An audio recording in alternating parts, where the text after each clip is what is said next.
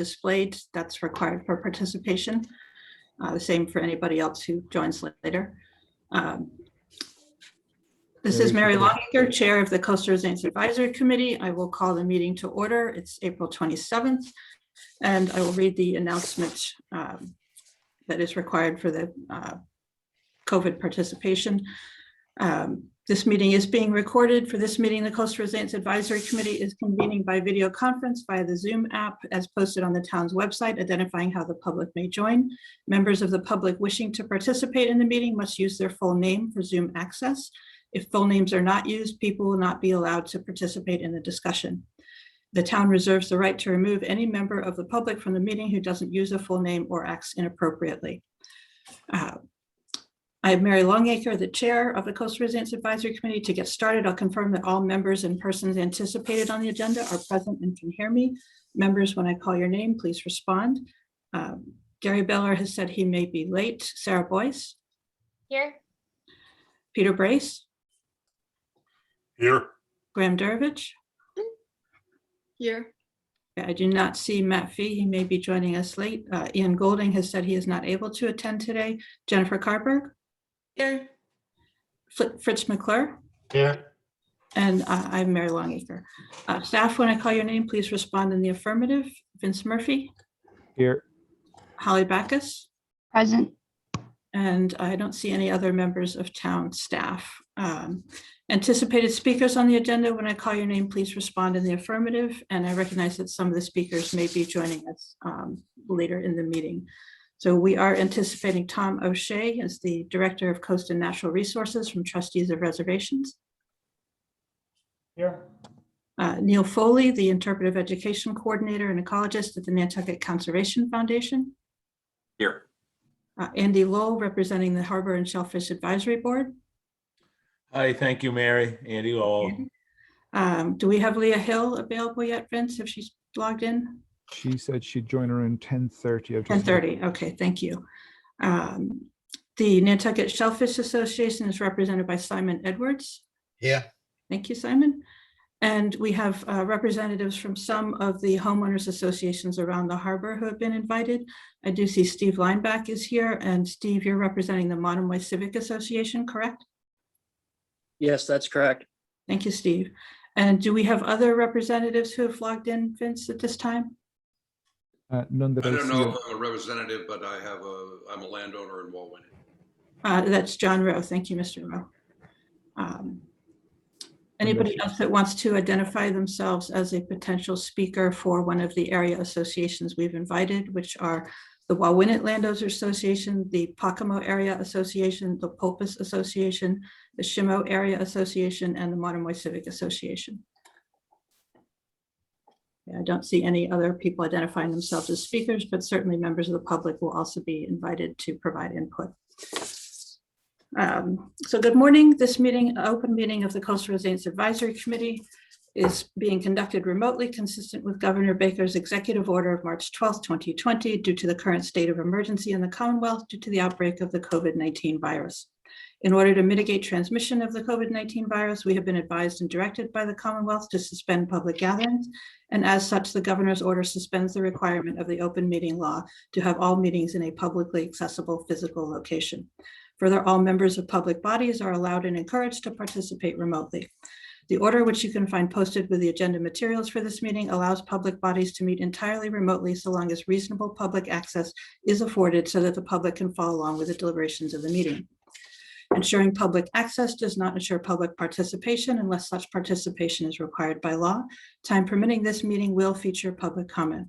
Please note that the meeting is being recorded and all attendees are participating via video conference. Accordingly, please be aware that other folks may be able to see you, and take care not to share your screen. Anything you broadcast may be captured by the recording.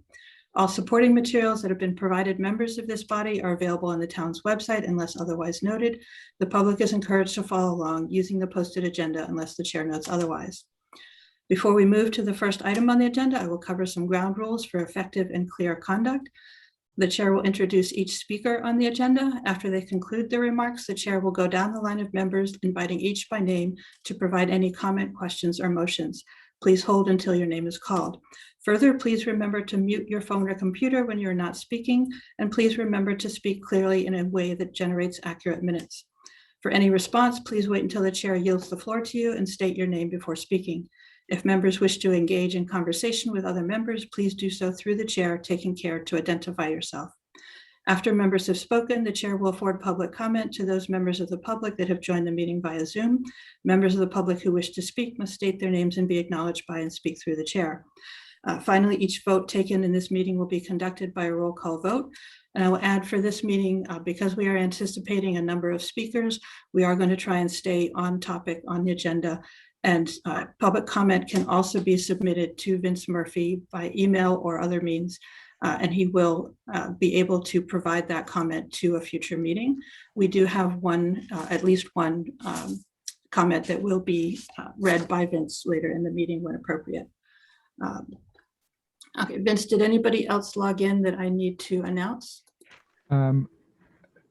No, I think there's one person on the phone, and I'm pretty sure it's because I recognize the number. I think it's Ginger Andrews. I welcome Ginger. Okay. I can change your name if you wish. No, that's me, Vince. Thanks very much. I can't get the meeting to come up on my desktop, so I won't be able to see any of the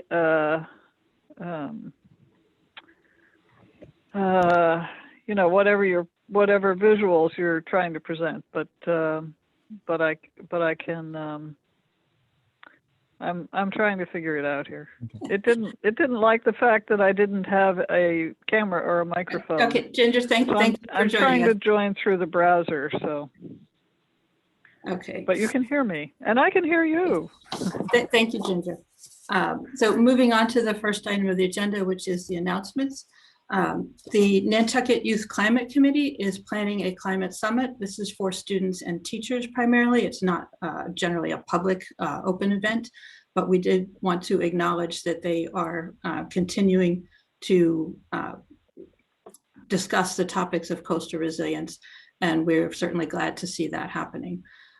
Secondly, the Envision Resilience Nantucket Challenge, a public presentation of student projects will take place on June 2nd. A little bit more information, that will be a hybrid of both in-person and online event from 2 to 5 p.m. at the Great Harbor Yacht Club.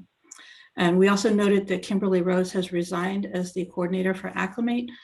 Kim, I think you're on the call if you want to tell us how you will be continuing to work in coastal resilience on Nantucket. We certainly are glad that you are involved and appreciate everything you've done so far. Thank you so much. And I just want to say thank you to all of the partners who are also on the Coastal Resilience Advisory Committee. I really appreciate all of your action and support and everything. I will still be on island. I'll be working, I'm co-director of the Preservation Institute Nantucket this summer. But I'm also continuing my work with Lisa Craig and the Craig Group on the Coastal Resilience Plan, as well as the Resilient Nantucket. We just wrapped up that forum. So thank you again. I'm not going anywhere. I'm just losing one hat and replacing it with another. So, but thank you again for all of your support and having me at your meetings. I really appreciate it. And Nantucket is a fantastic place and y'all are doing fantastic work. And I'm so thankful to be a part of it. Thank you. Thank you, Kim. We really appreciate the work you've done.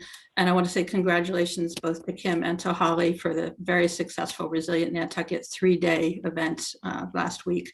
We will be sharing out the location of those recorded materials in the future.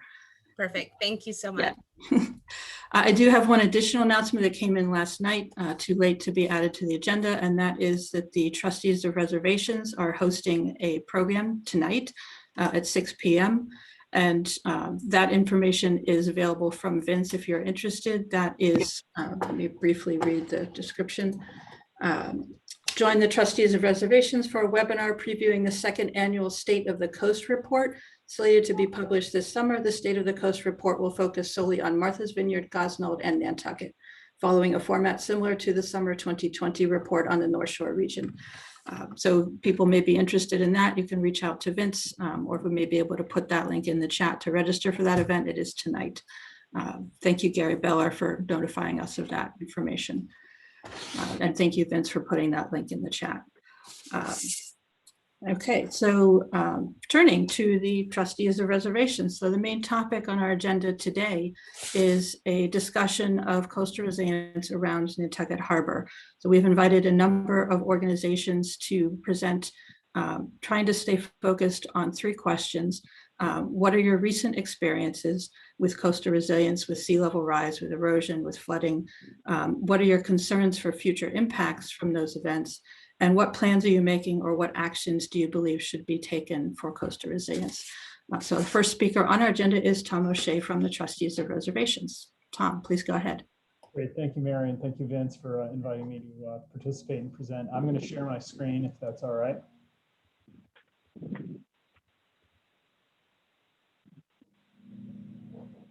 Yeah, please go ahead, Tom. Vince, is he all set? Great. I'm just going to put this on full view.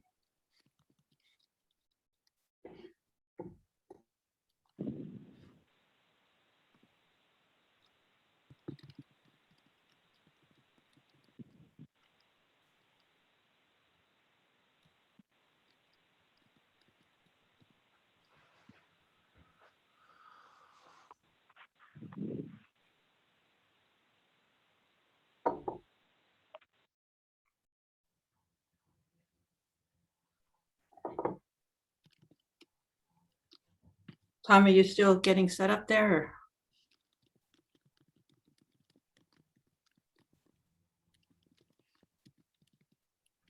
We can see your slides showing in preview mode. Just put this into full display. Just be 1 second. Apologize. I'll make up for the time.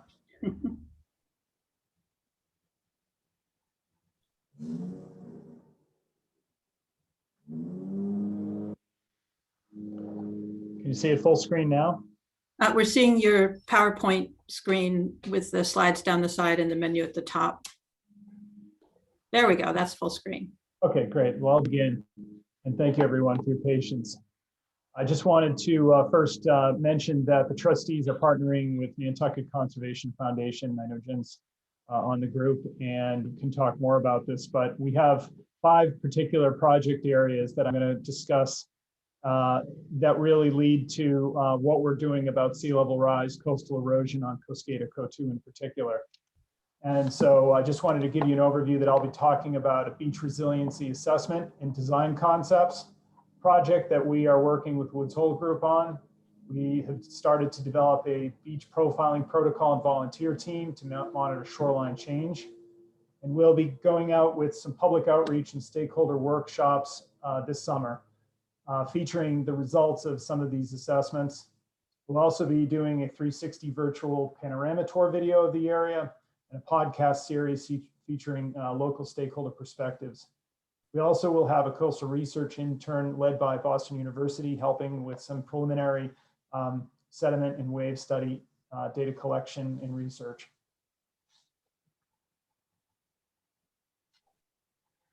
I just wanted to quickly show that on this superficial geology map, you'll see that Cosqueda Coatue are largely beach and dune deposits, and therefore some of the most vulnerable and erodible. And you can see that this is a critical area for the harbor, and even the harbor itself is obviously at risk for flooding and vulnerability. Shoreline change, this is just over a century of shoreline change on the barrier beach system. And you can see that it's definitely moving west, but we're also seeing a net shoreline loss. We're also seeing a narrowing of the beach itself, and particularly around the areas where we have public access and oversand vehicle access. So that photo on the right is more and more of what you're seeing, and that is particularly problematic in some areas where you can't get by it, you can't access the rest of the beach. And much of this beach is really inaccessible from a practical standpoint without some form of OSV access. It's incredibly important for habitat and biodiversity. I don't need to probably mention much about that, but we are certainly, as both organizations, concerned about protecting this globally rare and significant habitat. And you can also see that in some places the beach is narrowing. This is a great shot of a dune hemmed in on both sides by water. And sea level rise is a continuing concern. You can see here in CO2 that in the 2030 map and the 2070 map, you get more of the yellow color, which is the beach. And there is definitely a trend towards narrowing with sea level rise.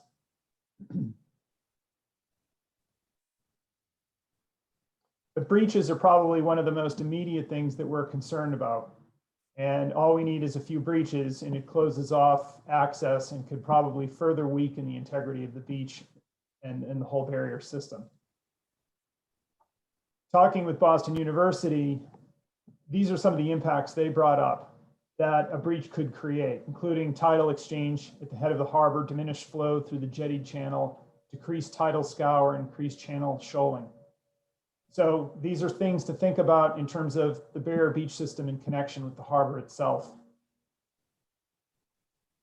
So we're going to look at 4 areas as part of our beach assessment, and I'm going to go through each of those 4 areas on Cascade and CO2. They call it the glades, but it's the galls. So there's 4 areas that we'll look at, particularly for not only beach profiling, but also design concepts for interventions. First area is the haulover, and you can see these purple beach profiling transects that I know that NCF is setting up right now with the team. And this will be an area where we're going to look at for potential interventions to increase beach resiliency. Also, this area by Cascade Pond, which as you can see is very narrow. It's breached in the past, and this is an area that we'll look at as well. The galls, breached also historically, and of course would cut off access to Gray Point. And then the second CO2 cusp. So those 4 areas will be sort of the center focus of the assessment and the beach profiling work. The beach profiling volunteers is an example of a team that we have on the North Shore, and similar teams will be set up to monitor monthly changes, shoreline profile, and then we'll make that data available through our coastal microsite and through NCF's website. So we'll be able to report out on those changes. We'll be looking at a variety of different adaptation options, many of which we've looked at already on some of our Martha's Vineyard properties on Chappaquiddick, which are experiencing some of the same kind of shoreline change rate losses. And we are looking at, a whole variety of combination of efforts potentially.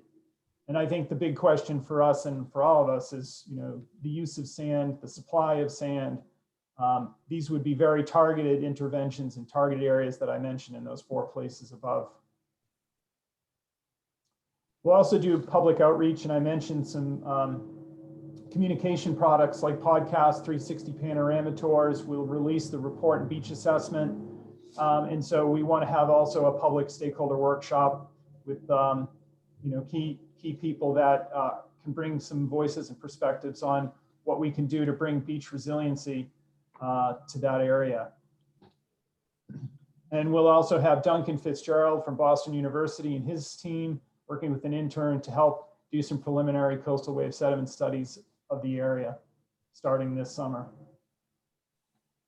And so with that, I'll wrap. I know that was a quick run through. I don't know if we're taking questions. Otherwise, I'll stop sharing my screen.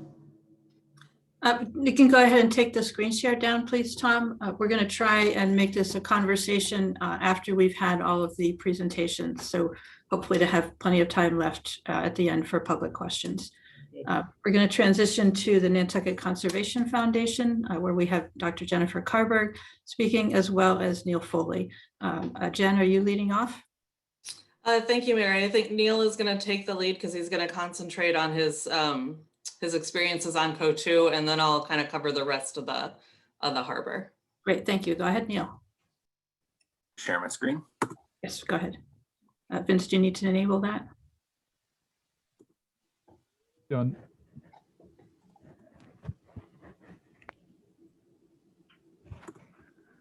Okay, Neil, we're seeing PowerPoint. There we go, full screen. Wonderful. Thank you to the chair and to Vince for allowing me to speak to the committee today. Today I'm going to be speaking about my experiences serving as the CO2 ranger for about 6 years from 2014 to 2019, staying and living on the property as well as monitoring rare species out there. Cotu is a really dynamic ecosystem. It's filled with a diverse assemblage of rare and endangered species, most of which are adapted to the life of exposure on a barrier beach. They're used to living on the edge. They're used to tidal incursion. Some of these species, particularly our dense population of American oyster catchers, are used to, if their nest gets washed away, they simply set down another one and try again. And if all of their nests get washed away that season, they begin again the next year, usually in the same spot or a very similar location. They are adapted to these dynamic ecosystems and give it their honest try every single year. Other species are well adapted to tidal incursion. Many of our tidal floodplains are filled with plants that are adapted to sea level rise, that thrive on that intermittent flooding, particularly at high tides. And some species are a little bit less resilient. In the center, there's a picture by Tom Griswold of a salt marsh sparrow on island, which has a well-documented history with lunar cycles of the tides, an offset or an increase in that tidal incursion can often threaten their nesting success. Some other rare species that we have on the refuge, such as in the center there, a picture I took of eastern prickly pear cactus. We are unsure about how successful it is with tidal incursion. So as the ranger, my job was to monitor many of these species, take document of consistent changes, as well as educate the public on their importance to the diversity of this property and the diversity of this island. But as I said, many of these species are adapted to some measure of living on the edge. However, human infrastructure, particularly on Cotu, is not well adapted to that. The best example I have is the station where I was positioned as Cotu Ranger. It is located in Fifth Bend, right along the edge of Bass Point, which in the map in the upper left-hand corner is directly across from Pacomo Point. It's a beautiful little two-room cabin. If anybody's been out there, it's quite the station. I don't know if you can see this picture directly to the right of the mini map. Was taken in 1974 by Sarah Shedd. She and her husband were the original Cotu Rangers on the property, doing similar, less ecology work than I was focused on. I have an ecology background. They were more geared towards making sure that everyone was safe and that the property was looked after and protected.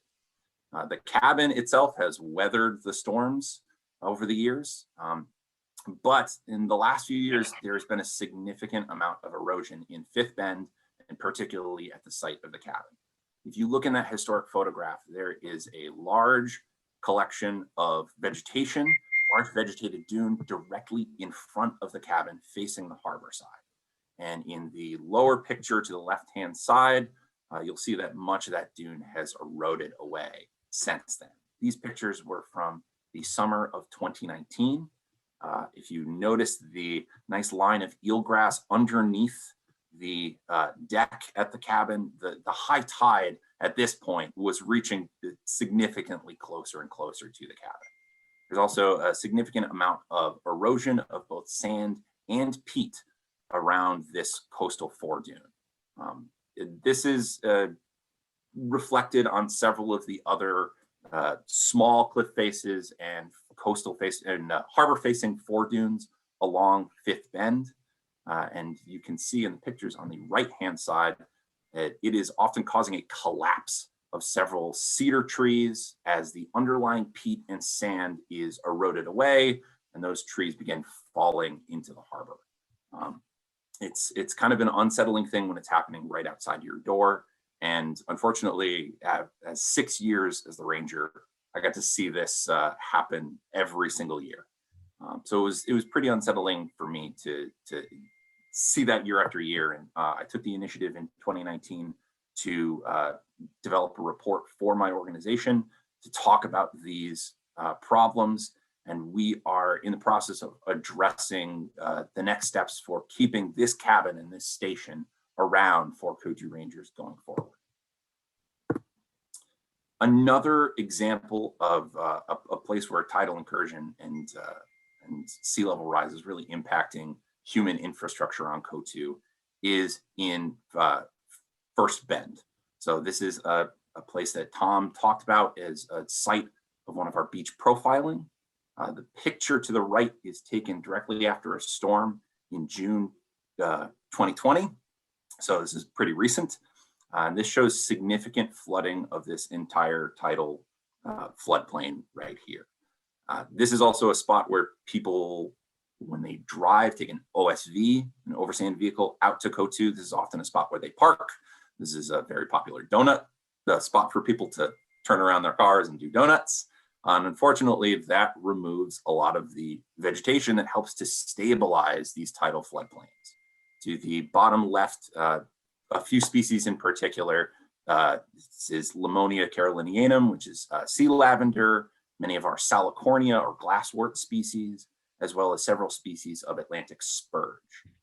These hardy, resilient tidal floodplain plants stabilize the sand in these areas, but with consistent human traffic in the area, it often removes these species from the surface, which allows them to be less stable, less able to absorb water, and more prone to erosion.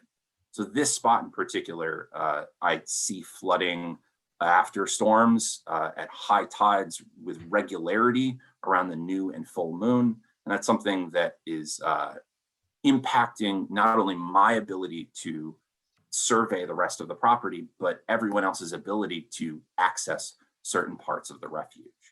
So this is a particular site where I see some dune nourishment is definitely needed. This is also reflected in, if you look on the mini map, there's a point over on the side of First Point. Some refer to it as the horse shed, where a similar problem is happening. A lot of human traffic in the area is removing the cover vegetation, and it's allowing more tidal influence in these spots and more erosion because of rising sea level. Another place that I've noticed has some pretty significant impacts is the road along Cosqueda Woods. This is an access road used by both Nantucket Conservation Foundation and the trustees of reservations to help monitor our sites along the harbor and access Cosqueda Pond and Cosqueda Woods.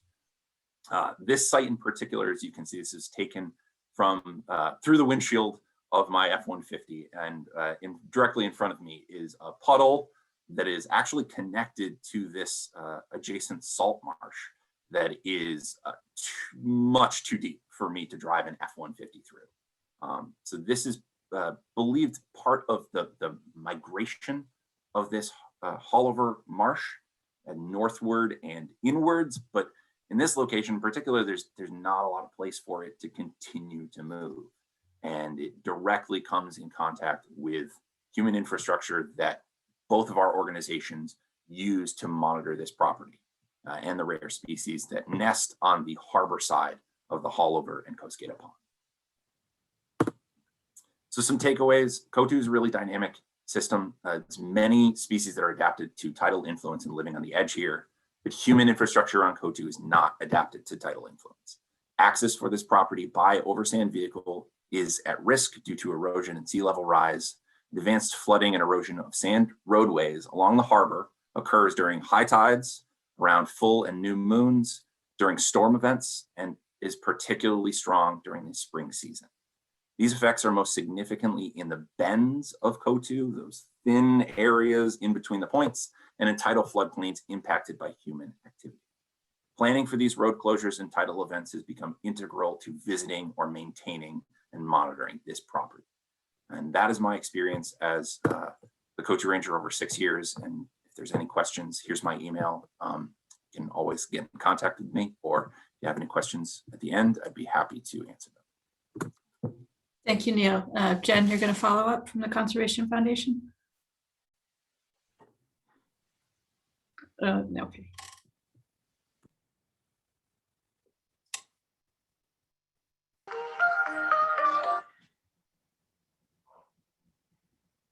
Go ahead, Jen, when you're ready. There we go. Thank you. Sorry, Mary. I had to find where my unmute button was after I started sharing. Thank you, Neil, and also Tom for the introduction to CO2 and the work that we're doing out there. NCF is really excited to work in partnership with TTOR on really assessing the vulnerability for the entire refuge, since it really is a connected property. And as we've often discussed here at the CRAC committee and other forums, keeping and maintaining the ecology of the refuge is so important to keeping our, the function of our current harbor intact, and thinking about the impacts to coastal resiliency for town and other areas of the harbor when CO2 and Great Point get impacted is going to be really important for us to think about. And that's really one of the major reasons we've really started this partnership and doing the consultation work that Tom mentioned, is to see where, if, how we can improve some of the resiliency along our coastline. So the first slide that I have up here, everything in red are properties that are owned by the Nantucket Conservation Foundation. So we do own, some significant areas around the harbor that we're talking about today. Of course, the biggest is CO2 that Neil has really already talked about quite well for us. As an organization, most of our focus is really on looking at our properties, even outside of climate change and coastal resiliency issue. We look at our properties to understand the ecological value and see how the maintenance and stewardship work that we do can enhance that ecological value or protect that ecological value going forward. So that's really what drives the work that we're doing on our properties around the harbor. And looking at climate change and sea level rise along our coastlines, our view is starting to shift towards how can we protect, thinking about what's coming in the future. How can we adapt access, management, use of the property to make sure that we're protecting natural resources and hopefully maintaining access to those properties in the future. There we go. So you've heard a lot about CO2 already and the barrier beach that CO2 is. One of the things I just wanted to highlight a little more, Tom pointed out the 4 locations that NCF and TTOR have tasked our consultants with coming up with resiliency alternatives, potential ways to improve resiliency on those 4 locations around the refuge. One of the places that NCF has picked is Second Bend and Second Point. And the reason for that is really, you can see in this photo, this is one of those salt marshes that occur on all of the points that are out at CO2. And those salt marshes are extremely close to where the actual dune is on the barrier beach, and the migration of those salt marshes with sea level rise is really what's going to impact and assess how stable that barrier beach stays in the future.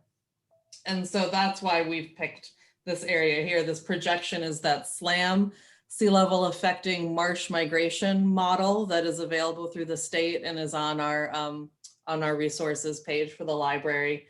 And this is what you actually see in 2100, and there's essentially at the highest sea level rise scenarios. And you can see that there's very little of what's existing for CO2 any longer, due to the fact that essentially the marshes don't exist. There's some exposed beach that's happening. And this is just looking at sea level rise. This isn't looking at erosion shifts, which are going to be really significant for out on CO2. So we're focusing on that area, thinking about how we can do resiliency interventions that will hopefully advance the life of that area for a little bit longer. The other one is a haulover, which Neil showed the photo of, kind of the big depression that his F-150 truck couldn't go through. That's this area here, a low, broad expanse of coastal dunes that has broken open historically. It's an area that had opened, that was opened for particular reasons. There is the potential for opening to happen within this area in the future. And we're actually seeing that evolution start to occur. So this is an aerial photo, the most recent Google Earth aerial photo You can see the road up along the dunes that is that access point out to Great Point and Cove 2. You can actually see this large salt marsh that exists there, and there's a road that goes out along the access to Coscata Woods. That road is actually flooding more now than it has before, and is most likely going to be an area where NCF has to consider limiting access to foot traffic and not driving traffic any longer. Those are the kinds of conversations that we have around our properties for places like this, where sea level rise is starting to migrate a marsh across an access road. And also on this aerial photo, you can see I'm hoping you can see my pointer, but there is an access road right here, which when I first moved out here 13 years ago was the way that you got out to Coscata Woods, and you can't any longer because this marsh has migrated back through here. If you step through the aerials on Google Earth, you can actually see this happening. And if you look at this darker area, that is the salt marsh. This is the water, and it's starting to approach this portion of the major road during high tides. So we're definitely fairly susceptible here as far as access out to the entire refuge property. So moving around the harbor, I think we've talked quite a bit about Cove 2 and the refuge. I wanted to point to one of the other major things that NCF focuses on, and that's salt marsh health. We own a significant amount of salt marsh around the harbor, and I've kind of just highlighted some of the bigger ones. There's Pacomo Meadows, which also segues into Pulpus Harbor, and the Folger's Marsh system near the UMass Field Station. Pacomo Meadows is an extensive salt marsh just at the opening to Pulpus Harbor. And then it actually ends up connecting, and most likely historically connected, to a lot of the salt marshes that are around Pulpus Harbor as well. Actually, before I get there, a lot of our research focuses on looking at the health of these salt marshes as they exist right now. We have significant issues with salt marsh dieback throughout Pacomo and within Pulpus Harbor on our marshes. And if you've heard me talk about salt marshes before, you've heard me talk about the purple marsh crab, which eats vegetation and exposes soil. The issue with that is that it makes the salt marshes less stable and more easily to erode. And the loss of salt marshes in the future means that there's not a buffer to our upland areas that will help hold on to that salt water as sea level is rising. So a lot of our focus in salt marshes is how can we make these salt marshes function well so that they can hold on to water to help buffer upland areas and potentially migrate as sea level rise comes. This is that SLAM model again, the migrating salt marsh, the prediction of where salt marshes will go with rising sea level. All of this yellow is sand, so essentially a beach where there used to be salt marsh for the most part. And this is looking at our high sea level rise scenario in 2070, so not that far out. And we're essentially seeing a loss of the majority of the salt marshes at Pacomo Meadows and within Pulpus Harbor, which then provides no buffer for these uplands from erosion with sea level rise. So we're looking at improving where there's dieback so that the marshes stay intact to hold water. We're starting to look at research that will actually get rid of those historic ditches that the CCC, Civilian Conservation Corps, put in all of our marshes. They were put in to drain the marshes so there wouldn't be mosquitoes, but they were highly ineffective since marshes flood every day.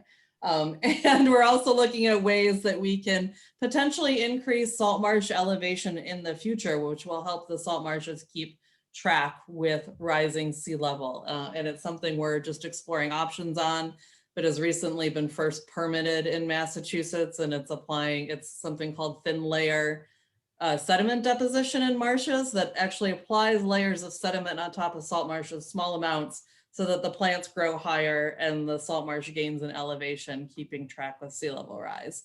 So those are future research solutions for a scenario like this in a salt marsh.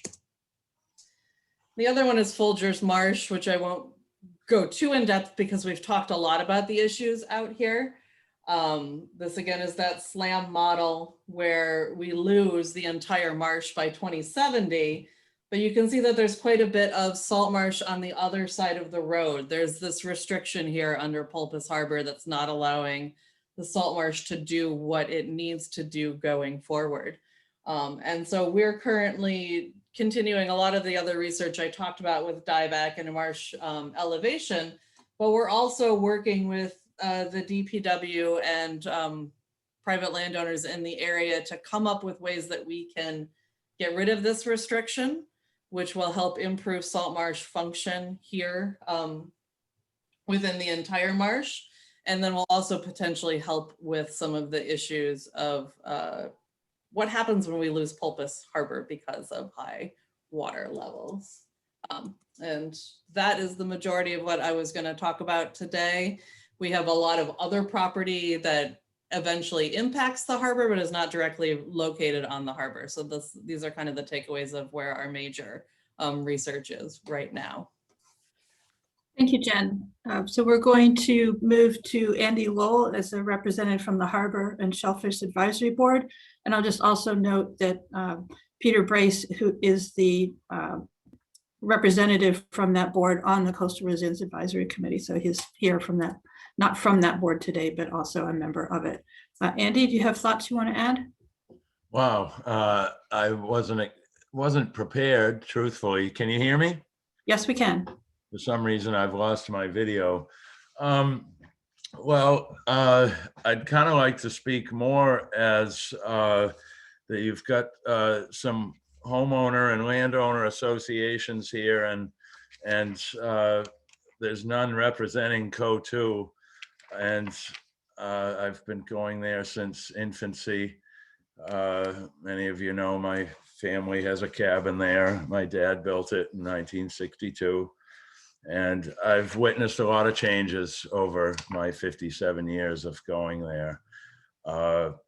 Just for clarification, Neil Foley mentioned the conservation's station being in Fifth Bend. It's actually in Fourth Bend. But there has been a considerable amount of erosion harbor side of CO2. I believe there are some benchmarks that ought to be used in measurement. The Coast Guard drilled wells up there years ago, and some of these wells are still noticeable and locatable. They're a 2-inch galvanized well. There were also some telephone poles on CO2 that have migrated inward. Not too long ago, Ginger Andrews mentioned to me how the whole island is migrating northward, which it is. It's noticeable with these benchmarks that are there. Like I mentioned, the wells and the telephone poles are just about on the beach in Fourth Bend. There's a telephone pole, which used to be roughly centrally located in the landmass. But one thing that concerns me is the erosion of sand in the harbor. Unlike the eastern shore and the southern shore, where sand can move literally all the way around the island, the sand that's eroding into our harbor is pretty much staying in the harbor. Our harbor has become much shallower, and major landmarks such as the Gamble House being moved back. When you look at that bluff there, if that has eroded and slumped into the harbor, it's still in the harbor. The UMass Field Station was recently in the newspaper, maybe 25 feet from the edge of an eroding embankment. All of that soil that is washed into the harbor there is still in the harbor today. I feel it is smothering eelgrass beds. Cormac Collier mentioned at one of our meetings at the Harbor Shellfish Advisory Board that eelgrass can't grow in granular sand that you find on the beaches. And I have witnessed the inner beaches of CO2 recede 50 to up to 100 feet being lost into the harbor. You see little islands at very low tides appearing within the bends, some of the bends of CO2. it's something I feel needs to be addressed as far as helping both eelgrass beds and supplementing erosion issues in a way. If you look from Washington Street Beach to Monomoy, Quays, Pacomo, Walwinnet, and every single bend of Coatue, you will see erosion. And it's started after the no-name storm in '91. The photo shown by the first representative of the trustees. I wish there were some aerial photos of when there were 3 inland roads went past Cascada Pond all the way to the Gulls. At least 200 to 300 feet of gigantic dunes are completely gone since 1991. Really before 91, from my remembrance to childhood, 1965, 66, all the way to 91, the beaches really were noticeably the same. Efforts were made to close up blowholes in the big dunes. The Anglers Club used to get together and put Christmas trees and snow fencing up, and it collects sand very well in the north south facing direction, but collecting sand with snow fence in an east-west direction has never seemed to work, at least on Coatue. If there's anything more to be said representing the Harbor Shellfish Advisory Board, Ginger's here, Mr. Brace is here as well. They may be able to add more. We haven't discussed this too much. We rely on Mr. Brace as our representative, and he comes and fills us in at every meeting, which has been very helpful. And I appreciate you giving me the chance to speak here, more so as, like I said, having experience on Coatue and some pictures from the past that I would love to share with anybody interested in seeing what things used to look like as compared to today. I don't have a portfolio of them or the capabilities of putting them on screen right now, but hopefully in the And future. if you could send those to Vince, I'm sure he would be interested to see them, and we can make sure that they're made available to others as well. And thank you for giving us the personal perspective. I do appreciate that you are a homeowner on Coatue, which is a rare thing now. It really is. There's only about 4 left that are 5 left. So we will ask Peter to provide additional perspective for the Harbor and Shellfish Advisory Board. And then if Ginger wants to add something, we're happy to have her speak as well. thank you, Mary. Thank you, Andy. Peter? Yes, thank you. Can everyone hear me? Okay, so Andy alluded to too much sand in the harbors. And that's a discussion point that came up over the course of the winter. Several of our more experienced bay scallopers were telling us that they were finding more than the usual amount of sand in their scallops and having to, I guess, clean them up before selling them, and that's an issue for them. And that got us discussing this, and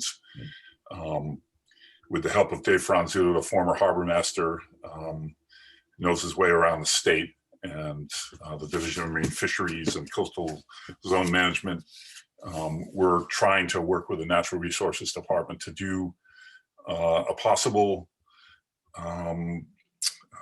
how do I say it? I guess it'd be a micro dredging project of eelgrass beds using some sort of suction hose to see if lowering the sand is going to help the eelgrass and help it survive. So that's our concern. But then, of course, we're concerned about, you look at the map that Jen Carberg put up and showing how much the salt marshes will be gone by 2100. And that's just what's going to be gone in sea level rise. Now add to that a storm or storm surge, and you can imagine Coatue being segmented. You can imagine holes being blown in Coatue that don't exist anymore, make Coatue not exist anymore. So that makes us concerned for the inner harbor and the waves breaking on the inner harbor. As some of you may know, over the course of history of Nantucket human habitation, people have proposed putting holes either up in, I guess it's Sixth Bend, Chatham Bend, or breaking through the Hallover to improve circulation. And studies have shown, I guess, that you do that and the spits that come off of CO2, the cuspid spits, grow because the sucking action going out the jetties is not as intense to keep those spits redistributed along the bends. So you potentially have the cuspid spits coming across the harbor and creating a series of ponds. Don't necessarily know that's going to happen, but that's what the coastal geologists say. And so all of that is in our orbit because we represent the oystermen, we represent the bay scallopers. And what is all of this going to do? All that movement of sand going to do to the eelgrass beds? Will it be rough in the harbor, rougher than it is now, too rough to have floating oyster cages year round? Is that something that's going to affect them? We don't know. Will all the sand smother the eelgrass and we won't have the eelgrass anymore? Already the jetties, I don't know how much this affects everything, but when we had the jetties rebuilt 4 years ago, 4 or 5 years ago, with relief money from Hurricane Sandy, the model for tidal flow estimates that our tides are 3/4 of a knot faster because the holes in the jetties were filled. And how much does that redistribute the sand? Does it go out of the harbor? Does it bring more in? So I guess for us, it just comes down to the movement of sand and what that does to the fisheries. Will they still exist anymore? Thank you, Peter. Ginger, I don't know if you had a comment that you wanted to make since you are a member of the Shellfish and Advisory, Harbor and Shellfish Advisory Board. If not, you also have the opportunity to comment later. So I want to turn to Leah Hill, who is part of the Brant Point Shellfish Hatchery for the town of Nantucket. Leah, are you available? I am. Great, thank you. Oh, I was muted. That's what happened. Leah, hang on, and let's have Ginger speak for a minute. Thank you. Yeah, I'll try and be quick here. The CO2 points are a fairly unusual geologic structure from what I understand, and I just want to, there's a lot more to be said, but I'd sort of like to point out that the issue with adapting to changes in sea level are not wet versus dry, it's the direction of flow. In other words, it's the ocean giveth and the ocean taketh away, and the ocean giveth again. All those historic breaches hilled up, probably supplied by as far away as Sconset Bluff, all the way down to the changes in the tidal flow off of Low Beach. So I think the benchmarks are great because they will help us, that Andy mentioned, they'll help us understand the tidal flow, not just the day-to-day tidal flow, but also how storms are the major reset button. You can see this in the creeks area where Hurricane Sandy pushed the barrier dune over the salt marsh in front of the island home inland. And you can also see growing on the harbor side of that barrier dune is more Spartina. So to me, the real issue with sea level rise and salt marshes is how fast can the Spartina grow. It grows to the level of high tide. And if the tide is higher than it can reach in a growing season, that's when you start to lose salt marsh in the deeper water. But the salt marsh is much less, salt marsh is much more resistant to erosion than obviously bare sand. So the underlying geology is also very important. You can see that everywhere. There's like at the end of Eel Point, there's historic salt marsh under the dune that's also gradually being eroded. Anyway, I'm going to stop and let the proceedings go on because I don't want to talk too much. Thank you. So just to catch everybody up, so Leah Hill is here from the town's hatchery to speak more specifically about scallop habitat. And then we also have Simon Edwards from the Shellfish Association to speak about the oyster farming that's going on. So Leah, please go ahead. Hi, everyone. Thanks for having me. So I just want to talk briefly about what our main focus at the Shellfish Hatchery.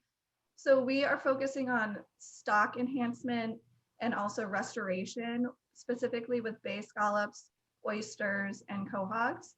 And we also do a lot of habitat and shellfish dive surveys. So we work with universities, specifically Stony Brook University, and then a couple of nonprofits on island to be able to fund those surveys to put some percentage about how much eelgrass we're losing, how much bay scallops we're losing or increasing, and that sort of thing. So we do a lot of enhancement here for bay scallops specifically. If you're around the harbor and you see those bright orange buoys, most of the time those are cages. So we stock 50 adult bay scallops in there and put 6 cages in different areas. And that is to help promote spawning events. So once one scallop starts spawning, that triggers other scallops to start spawning. And the fertilization rate is better if they're kind of all condensed into one area. We also put out spat bags to monitor the natural recruitment. So the wild bay scallops that are out there that are spawning, we have green spat bags around the harbor, and every couple of weeks those are pulled in and we evaluate those to see at what point the spawning has started each year and then where the densities are most abundant. We also focus on oyster restoration, and I'll go into that in a little bit. But as far as storms go, I would say that's kind of one of the major factors that affects eelgrass in particular. Peter had touched on this. So during storm events, high winds, if the eelgrass isn't dense enough and long enough, a lot of times it just gets ripped out. And you can see piles of eelgrass, feet high on the beach after storm events. And that also causes seed strandings, bay scallop seed strandings. And every year we have at least one major event during the winter months. And this is problematic because if we don't get there in time, the bay scallop seed, which will be harvested the next commercial year, can end up freezing. So during storm events, we usually walk specific areas around the harbor where in the past we know that there's been strandings there. And then we call on volunteers to help us literally shovel bay scallops off of the beach and put them into deeper water. So let's see, as far as Leah, we're looking for more about the experiences that you're having. I appreciate the information about how the hatchery operates and what you do, but we want to focus specifically on what's going on in the environment, if we can do that. Yes. So yes, what I was touching on is the storm events are a major problem, and with climate change, increased storm events and wind events too will affect the eelgrass significantly by ripping it up. It will affect the bay scallops as well by blowing bay scallops onto the shore and them potentially freezing and dying. And then also those storm events can push this, even though scallops can swim, they push the scallops around the harbor to habitat areas that may not be as suitable for scallops to live. So that causes higher predation rates, which would decrease the populations as well. As far as flooding goes, the associated runoff from the land can cause significant water quality issues such as harmful algae blooms. And we have a couple invasive macroalgae species here. Simon can touch on this, but pretty much every year there is something called rust tide that happens at the head of the harbor. And that is detrimental to shellfish in general. So the shellfish they're ingesting the rust tide, but there's no nutritional value. So the shellfish end up starving. And I know some of the oyster growers have lost a lot of their crop due to this harmful algae bloom as well. We also have something called hydrocoleum, which is an invasive species as well, and that can smother the eelgrass and essentially the scallops living under the eelgrass, so that can decline scallop and eelgrass population as well. For increased temperatures, ocean acidification is obviously what we're worrying about. And luckily here at the hatchery, we haven't experienced it yet, but I know out west, they have to augment the water in order to be able to grow the shellfish, because if the ocean is too acidic, shellfish larvae are really, really vulnerable. And if they don't have the specific nutrients in the water, then they can't make their shell and they end up dying. So that is a problem that we need to think about as well. And also higher temperatures also increase disease for shellfish and also for eelgrass as well. As far as sedimentation, Peter touched on this, burying eelgrass is obviously not a good thing. And then also burying shellfish that are non-modal. So oysters can't move. We have a restoration project in Shimo, and I've noticed over the years that a lot of it has sunk into the sediment. And every winter after major storms, more and more sediment is going into that project, which is unfortunate. Impacts that we've already seen. I mean, the bay scallop population has declined since the 80s. There was about 100,000 bushels that were caught then. And this year there were 8,000 bushels. So that's a significant decline in bay scallop populations. There's also less fishermen than, 40 years ago, but on average, our eelgrass density has declined. So with those habitat surveys that I mentioned that we did last year, in 2020, the harbor has about 17% of eelgrass that's covering it. And back in 2016, that percentage was 37%. So it is declining, which is unfortunate. If you don't have eelgrass, you don't have bay scallops. And in addition, oyster populations have declined. We hardly have any wild oysters left in Nantucket, but we're trying to bring those back. And with poor water quality, that leaves the habitat pretty much bare, and then allows invasive species to come in. And there's little habitat value to that. So that's pretty much kind of what we're seeing right now. We are doing a lot of restoration, and restoration can definitely help for coastal resiliency issues. Jen is working on a project in Pulpus for oyster restoration. We have one and a living shoreline going on in Sacajah Pond that we're planning, and then another one in Fifth Bend. So thank you for having me. I'm happy to answer any questions now or later. Thank you, Leah, and also thank you to the other people who have helped to remind us that what we do on the land or for the land has impacts underwater, and particularly in an enclosed space like the harbor. It's easy to forget about that when we're not spending time out there. So those of you who are, I appreciate your ability to join us and share that perspective. Let's go to Simon Edwards, and he can talk more about the oyster farming specifically. Hey, good morning. Can you hear me? Yes, thank you. Go ahead. Okay, perfect. As a representative of the Shellfish Association, but really today speaking more as an oyster farmer and the things we've seen as an oyster farmer. I've been farming up in the head of the harbor since 2011. The biggest changes I've really seen is the sedimentation.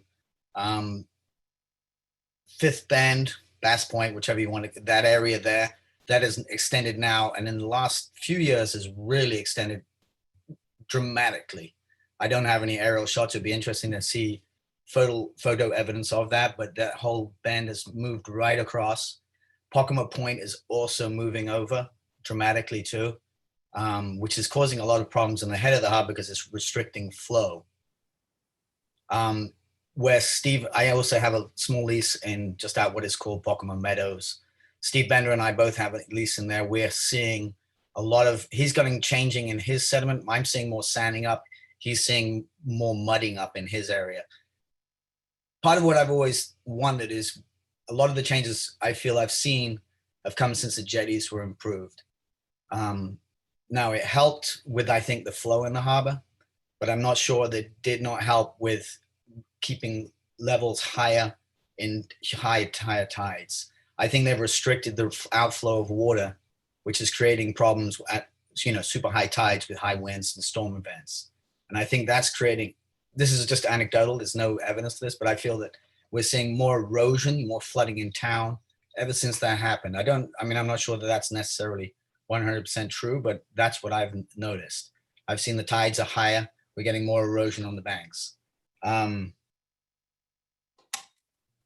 The leases, and as I've said, the leases in Pulpus are definitely setting it up. Pulpus Harbor is also experiencing kind of strange tides, but that's, I think also, I know they sucked out the channel in there, but that refilled literally within 6 months. So there was no aid for that. And I definitely see it feel in Pulpus where I keep my boats, the tides are not as big anymore. We kind of get, there's a lot more restriction in Pulpus, which obviously leads to a lot of effects in all the other stuff that people have been talking about today. One of the big problems with the sedimentation of the bends is that the reduced flow in the harbor is increasing temperatures. So for oysters, it's kind of a double-edged sword. You want high productivity throughout the year, which it does help because it keeps temperatures higher in the spring and higher in the fall. But we have algal blooms, which are good and bad, and the bad ones enjoy a higher temperature. They're invasive species like Cochlididium, which creates that rust tide. That is devastating both to oysters and especially to small scallops. And fortunately, we haven't really seen it in the last couple of years, and I attribute that more to rainfall changes than I think to sort of temperature changes that we've seen in the harbor, because it's traditionally very high temperatures at the head of the harbor, because it takes something like 90 days for water to get in and out of the harbor at the head. So that creates, like in the summer, we're nearly at 80 degrees up there. But in the fall, it keeps it going longer, but this Cochlididium enjoys those high temperatures. And if the bends block up, we're going to see higher temperatures, and it's going to stay around for longer, which will be very detrimental to all the shellfish up there. They can't feed, and there are toxins produced by it. As to if we have a breach, for example, Jamie Marks has a lease up in Cascada, and I know that he has a lot of problems if it breaches there, because it'll smother all his oysters and his clams that are in there. And that has happened, I think, about 3 years ago. There was a fairly serious storm that breached into that area. But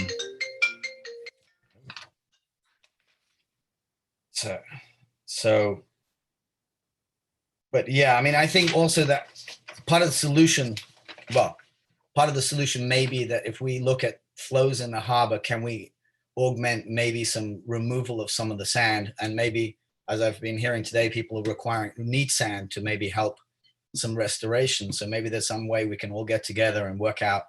It'll require some sort of work on how the harbor is flowing.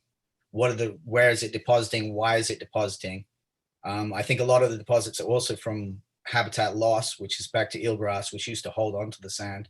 And now there is so little sand, eelgrass in the harbor, I think the sand is moving around a lot more actively than it ever used to. But if we can start some dredging projects that would maybe help the flow in the bends, which improve water quality, which would help eelgrass, and then that sand can be given or sold to whoever requires it. But yeah, thank you very much, Simon. I'm sorry, did you have more you were going to add? No, that's pretty much it, actually. I just, I think it's a very complex system, and I think, it's very hard to have like point a single finger at anything and how to fix anything, because I feel it's kind of like we're heading for some big problems. Thank you. So Vince, you had a hand up, and then we're going to go to some of the homeowners association members. Extremely quickly, just curious if Simon had any views on access to the harbour and how sea level rise might change those.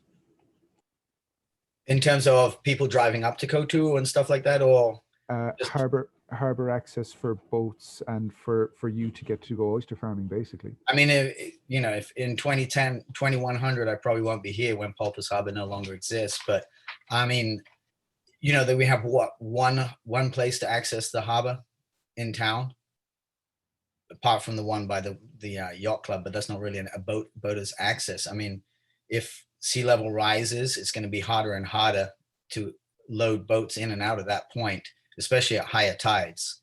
So it'll be restricted time for that. I'm not sure what the solution the town has. I don't think there really is any other solution for that except that one point at Children's Beach. Pulpus Harbor is limited access anyway, and if the sea level rose, there'd be nothing there except a road straight into it on both sides. But yeah. Okay. John Rowe, you said, I think that you're from the Wawinit Homeowners Association. You had some thoughts you wanted to offer? Well, I want to thank everybody for this. From a layman's point of view, it seems to me that there's a lot of different things going on here, and that the interactions aren't necessarily obvious. Just following up on what Simon just said. Something that might be helpful, it would be some kind of a summary of the proposals of measures that people are thinking of taking to solve some of these problems. Thank you. Do we have anybody here from the Pacomo area or Pulpus? I'm just going down in the order that I have the associations listed on the agenda. Do we have anyone from Shimo? And we do have Steve Lineback here from Monomoy. Steve, if you'd like to go ahead. Thank you. Thank you very much for having me. Thank you for all the speakers. I am a Monomoy Harborfront resident. I've been fortunate to be here my entire 60 years. And, I'll try and stick to your talking points, but my experience has been huge loss of beach through erosion and that type of thing. The beaches used to be probably 75 or 100 feet wider out in front of the house. But in the last 5 years in particular, it's really been bad. On an average high tide now, most of the beach out here in Monomoy is underwater. I think we've talked a lot about Kotu and Cascada, and I think that's one of the most important things to try and nourish, preserve, build up, do whatever we can to protect, because I think if we lose all that barrier beach, then not only Monomoy and the Cricks area, but all the harbor is going to suffer even that much more erosion, property damage. One of the things I've also noticed is that we seem to be losing a lot on this area of the intertidal grass, I guess the Spartina grass. I don't know if that's normal life cycle of it, but we see big chunks of it falling away. And if there's a way to do some planting, or restocking, renourishment of the Spartina grass, it sort of acts as a barrier between the harbor, the beach, and then the planting, that normally is, at the edge of the beaches, because we've lost a lot of those plantings too. Saltwater, has come up in there, and a lot of those species right along the edge, like some of the Rosa rugosa and stuff like that, which helps to hold things together. I don't think like the salt water very much, and that seems to be dying off. So I think, for Monomoy homeowners that live along the beach and things like that, I think they would be interested in, spending some of their own money to do planting and do things like that.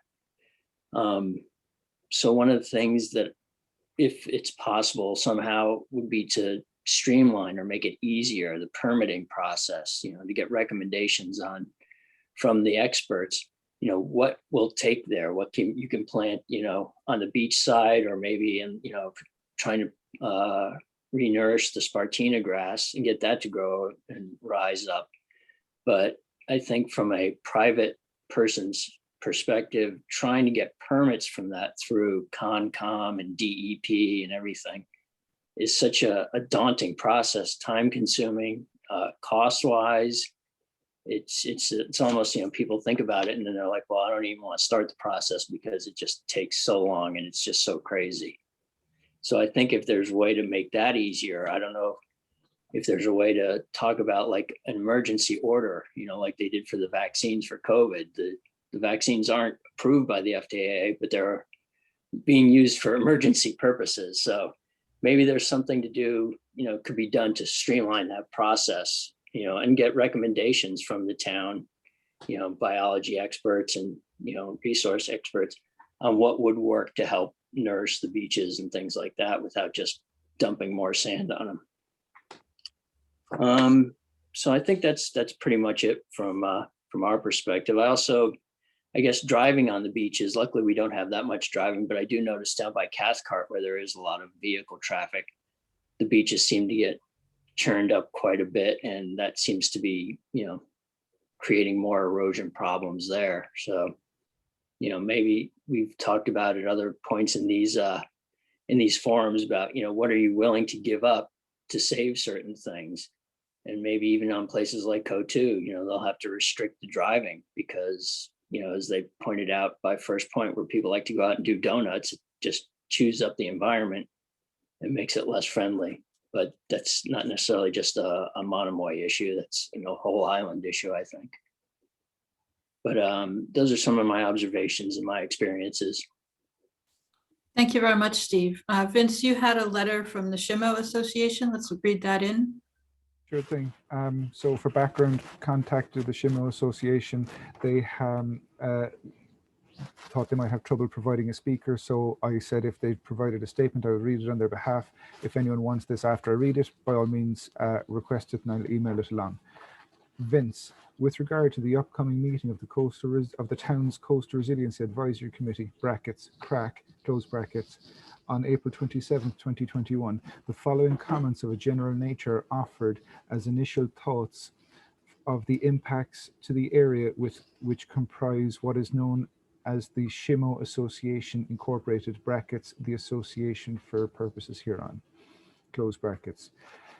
As background, the boundaries which became the association were determined by Massachusetts Land Court in the 1920s. The boundaries are very specific and include about 45 properties. The waterfront properties begin at the intersection of Garnard Road with North Road, brackets, 16 North Road, close brackets, which excludes Pimley's Point and one property south of Pimley's Point. The southern end of the association is 73 Monomoy Road. There are approximately 12 waterfront properties. The association itself owns approximately 1/2 acre of land on the waterfront at 44 Shimo Pond Road. With most of the properties have some sort of erosion protection ranging from major bulkheads to core bags with sacrificial sand to snow fencing. All of the waterfront properties are impacted by erosion from storms, and some will be impaired with rising sea level. All properties essentially face northeast to the west. From the northeast to the west, they are impacted by major nor'easters and by strong westerly flows after nor'easters. In the past 20 years, we have experienced a pounding of the shoreline. The west jetty does break up somewhat the fetch from the sound, but there still is space for waves to reorganize. Co2 is a great barrier for winds from the northeast, yet still there is enough space in the harbour for waves to reorganize. Homeowners have experienced waves going over their bulkheads and pounding and eroding vegetation on the land side of the bulkheads. Also, there is erosion areas with no bulkheads. Speaking for the association, we support the mission of the Coastal Resilience Advisory Committee and its efforts to engage in discussion and develop a possible action plan for those issues related to climate change and sea level rise critical to the future of the island. Not sure at this time if we will have a representative to speak at the meeting on Tuesday, April 27th, but you may read this letter at the meeting. We have forwarded your email to all association members, and perhaps there may be a few, particularly waterfront properties, who may be willing to Zoom. Best regards, Ted Bent, President, and Steve Anderson, Secretary Treasurer of the Shimo Association Incorporated. Thank you very much, Vince. Are there other members of or other landowners along the harbor who are present today and want to offer comments? And if not, I do see that Rachel Freeman is here from the Land Bank. Rachel, I don't know if you intended to make a statement on behalf of the Land Bank, but I certainly would give you that opportunity. Thank you, Mary. I did not actually intend to make a statement on behalf of the Land Bank. I am mostly here to listen and hear concerns from neighbors and property owners. Thank you, Rachel. So I'll open it up to other members of the public who are attending. Are there any further comments that people want to offer? And we'll have just a general discussion. If you have questions for a particular speaker, please let me know and we can get that conversation going. And since we do have a small enough group that I can see everybody, if you have a comment, you can just unmute yourself and let me know. Ginger? Madam Chair.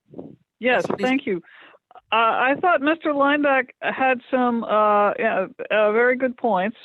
And I think that the best thing about the committee, and it was wonderful to listen to all the speakers today, is that the only way that these projects will work is if we all act in concert, and the good points of each proposal and the negative impacts are weighed by all of us, because you know, one person's bulkhead can make another's erosion, and you know, one person's sand nourishment can be another's burying of eelgrass.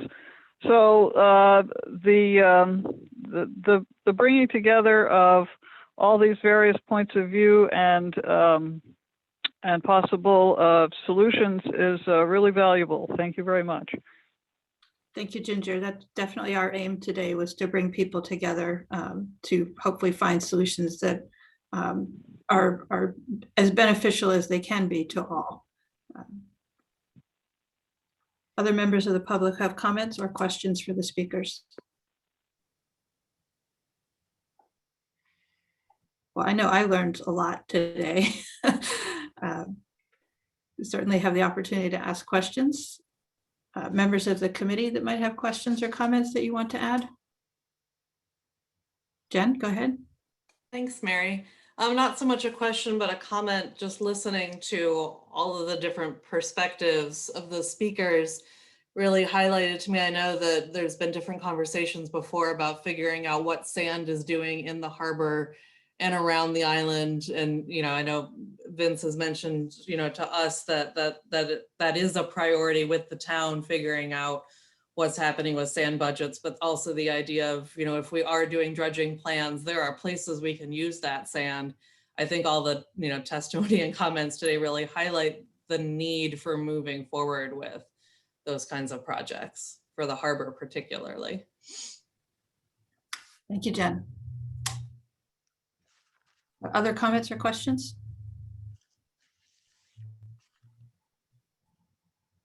All right, if there are none, thank you once more time to the people who agreed to speak today. We really appreciate the perspectives that were offered and the information. There is the session tonight from trustees of reservations. If you had more questions about what they're doing with their plan, perhaps Jen, if you could state briefly, the Conservation Foundation is working on a coastal resilience plan. You want to talk a little bit more about that? Or if that's not germane at this point, that's fine too. I think all that we're working on so far is what Tom highlighted as far as the partnership between NCF and T2R out on the refuge. So, and I presented this, I think, two weeks ago. I don't, yeah, either 2 weeks ago or 4 weeks ago, we had signed a contract with Woods Hole Consulting Group to help support T2R and NCF in our in kind of our partnership to figure out what's going on the refuge, do some resiliency analysis. Woods Hole is going to do that analysis of risk for the refuge and the areas that we indicated, and then present us with options of what the organizations can do as far as improving resiliency out there. So that work is in progress. Thank you, Jen. Tom, did you have anything you wanted to add from the trustees' perspective? No, I just really appreciate the conversation, the perspectives, and in fact, it'd be great to represent some of these in the State of the Coast report for the islands, which you'll hear more about tonight. It's really great to see the kind of coordination I think that it's going to take for all of us to work together to find solutions, and appreciate the opportunity to present our partnership. Thank you very much, Tom. So last call, any other comments or questions? Holly, do you have a hand up? Yes, thank you, Madam Chair. For Tom, will tonight's event be recorded for future viewing? Yes, it will be. Awesome. Thank you. I'll be in HDC, so. Thank you. So if there are no further comments, other public comments on any other topics, this is a public meeting, so if there's a member of the public that has something to say, you're welcome to do so now. Madam Chair, if I may, this is Andy Lowell. Yes, please go ahead, Andy. I'm wondering if there's anybody on your committee who has the time to reach out to the vineyard. The vineyards has their own small scale hydraulic dredge. I was reading in their newspaper a few years back where they've been working the Great Eggertown Pond, something like that. It's connected to the ocean, so it's a saltwater pond. And they put the spoils onto beaches, and since they've been working it for upwards of 9 years now, I'm wondering if they have studied results of where deposits are put, how the beach reacts to those deposits, and also the results of where they're dredging. It was a positive article in the paper, whereas the operator of the dredge mentioned he put his hand underwater about elbow deep and couldn't see his hand when he started, and 6 years later he dropped his sledgehammer overboard and he could see it 10 feet down to the bottom. So it sounds like results for clarity in the water were positive, but since then I haven't seen any results. Haven't had the time and energy really to reach out, but have the desire to, and I'm wondering if there's anybody out there who could, reach out to our sister island and see what what progress they've made. Yes, Vince, I think you have had some contact with Martha's Vineyard. Yes, I've been trying to understand their dredge plan. The way that their dredge plan works is what I'm hoping to try and use for a model for how our harbour dredge plan might work. They approached it as a comprehensive dredge plan, meaning that they got all of their Chapter 91 permits and all of their beach nourishment permits done at the same time in concert, so that they could, if they needed to, and if sand didn't have to go through a dewatering and testing phase, that it could then be used directly as beach nourishment. There's questions about it. It can be done, but it depends on sediment testing ahead of time. But there is give for that kind of thing. When we're looking at the dredge plan for Nantucket, we're going to hopefully maybe do some similar things, but we might also have to develop a sandbank for the island. Property is not the easiest thing to come by here, so that will be one of the challenges that we're probably going to face going forward before the sand can be used for beach nourishment and that kind of thing.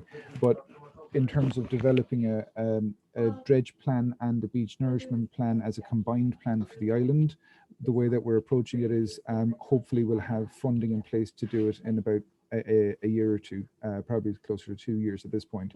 It is also extremely likely, I'm just going to put it out there, almost guaranteed that this is going to be a recommendation that's going to come from the Coastal Resilience Plan. Thank you, Vince. Any other public comment or questions? I'd just like to say that was very enlightening, Vince. Thank you for sharing that. Thank you, Andy. Okay, if there are no further questions, we'll move on in the agenda to approval of minutes. Vince, do you have the minutes from March 23rd?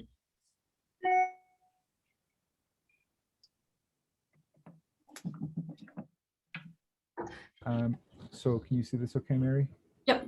Just give me 1 sec. I have to move a few things around on my screen, and then I want to just make a couple of quick notes on items that committee members may comment on for change before it goes out to everyone else for comment. So this is the 23rd. I think this is an addition that I made for one of the presentations we had on the day.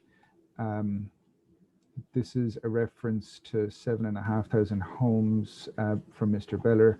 Then there was a question about how this sentence was inaccurate. I have included what I think is a reasonable deletion in order to make the sentence and the sentiment from those comments to keep them as accurate. I think that's about, oh yes, there was one more here. Ian suggested deleting this section here, and it does make sense. Otherwise, numerically, that project isn't correct. I think that's everything. I can read them out if people need. Do we have any questions or other comments on the minutes from March 23rd? So seeing none, I would take a motion to approve as amended. Vince, can you take the share down? So moved. Thank you, Fritz. Do we have a second? Second. Thank you, Jen. So roll call vote. Gary Beller. Aye. Sarah Boyce. Aye. Peter Brace.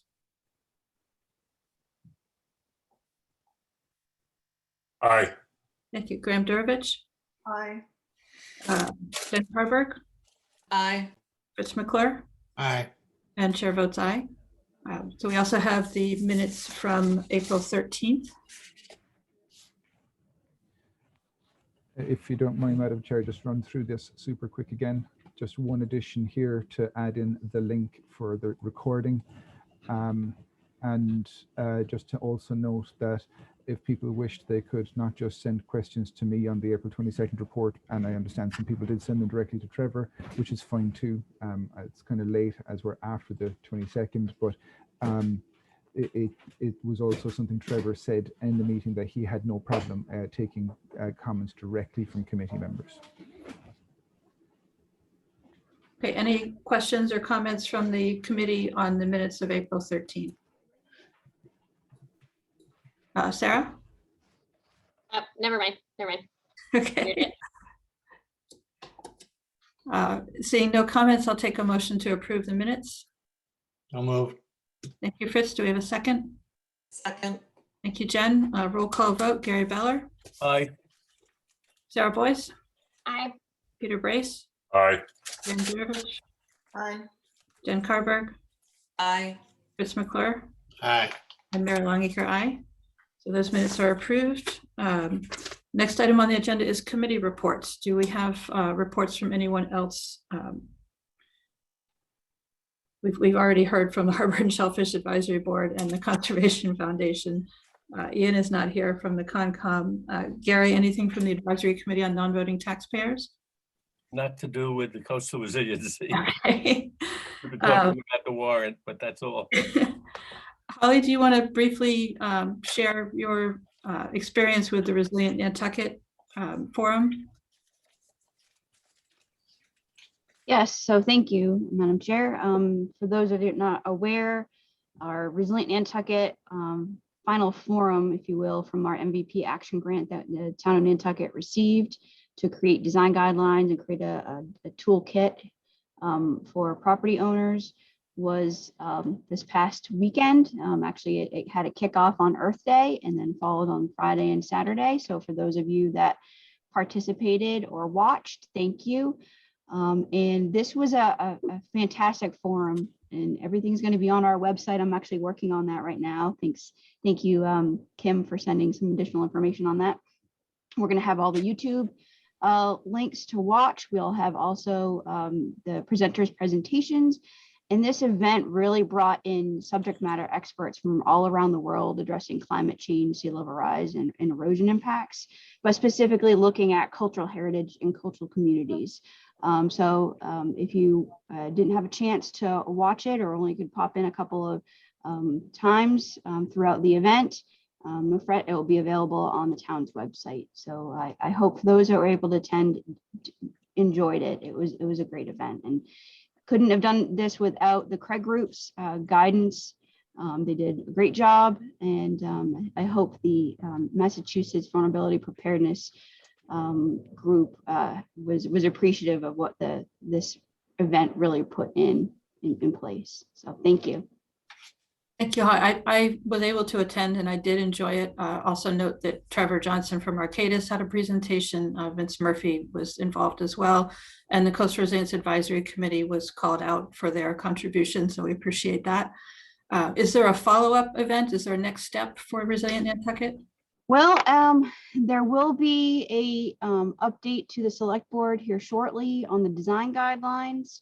But this grant project really ends at the end of June. So if we meet all our checks off the box, if you will, on this grant, our proposal, I should say, then really the town's done with this project, but Resilient Nantucket is going to continue. I don't see this going to be a one-stop.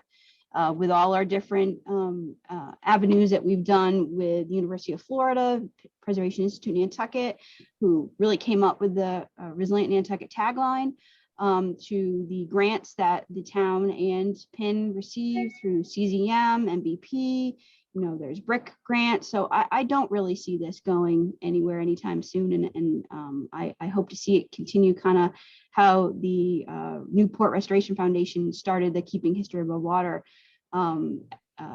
workshops or conferences, if you will. For those that you're not familiar with that, there's another one that will be this June, actually in Charleston, South Carolina, our sister to the historic districts, if you will. So yes, this will continue. Thank you, Holly. Fritz, I skipped over the planning board. Is there anything that you wanted to report from the planning board? No, nothing related to coastal resilience. Thank you, Fritz. So the remaining is new business, our upcoming meeting dates. We're waiting for town admin to assign dates past June 30th. They'll do that at some point, but we would continue to probably meet at 10 a.m. on the second and fourth Tuesday of the month, absent any reason to change. So our next meeting would be May 11th. As always, we're welcome to suggestions for topics or speakers. And if there's anything else from committee members before we adjourn? If not, we'll take a motion to adjourn. Don't move. Thank you, Fritz. We have a second. Second. Thank you, Peter. That was enthusiastic, Peter. So do we have Gary Beller? Aye. Sarah Boyce? Aye. Peter Brace? Aye. Graham Durovich? Aye. Jen Carberg? Aye. Fritz McClure? Aye. Mary Longacre? Aye. So we will see you all in a couple of weeks. Thank you very much. Thanks, everyone. I'm going to stop the recording now.